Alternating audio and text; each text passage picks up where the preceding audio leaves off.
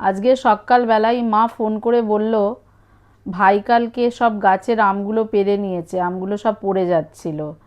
তাই ভাই আজকে যেহেতু ডিউটি যাবে, তো ওই পথ দিয়েই যাচ্ছে, তো তুই একটু এসে যদি কিছুটা আম আমি দেবো নিয়ে আসিস। তো আমি প্রথমে বললাম আমি যেতে পারবো না, সময় হবে না। তো একদম সকালবেলায় আমি চলে এসেছি এই অঙ্কুরহাটিতে, আর এই পথ দিয়েই ভাই যাবে ডিউটি। তো অঙ্কুরহাটি ভাই ডোমজুড় দিয়ে যায় না আমাদের ওই দিক দিয়ে, তো অঙ্কুরহাটিতে যার কারণে আমাকে আসতে হয়েছে। তো এই ভাই চলে এসেছে, আমি মোটামুটি ওই 10 মিনিট মতো দাঁড়িয়েছিলাম, আর দেখছি ব্যাগটা অসম্ভব ভারী। ভাই বলছে চল আমি নাহলে টোটোয় তুলে দিচ্ছি, আর ও ডিউটি যাবে। তবে আজকে একটু আগের দিনের তুলনায় গরমটা কম, সারা রাত বৃষ্টি হয়েছে। কি ভারী হয়েছে, কি ভারী! এই ব্যাগটা যে বয়ে আনবে, মানে সে মাথা খারাপ হয়ে যাবে তার। কি দিয়েছে কি জানি, কলা দিয়েছে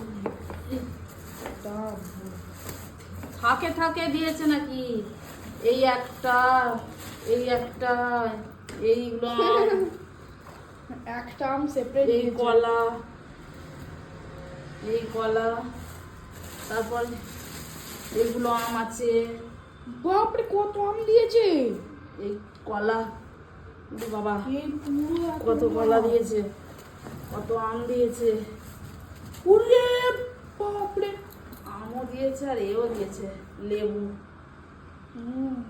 লেবু, এইসব আম দিয়েছে।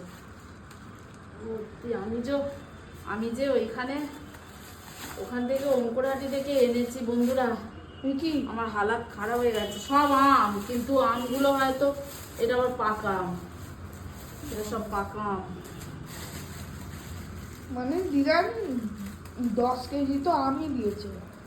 10 কেজি আছে এগুলো, আমার কলা মিলিয়ে 20-25 কেজির বেশি আছে। এইসব দিয়েছে, বাপরে।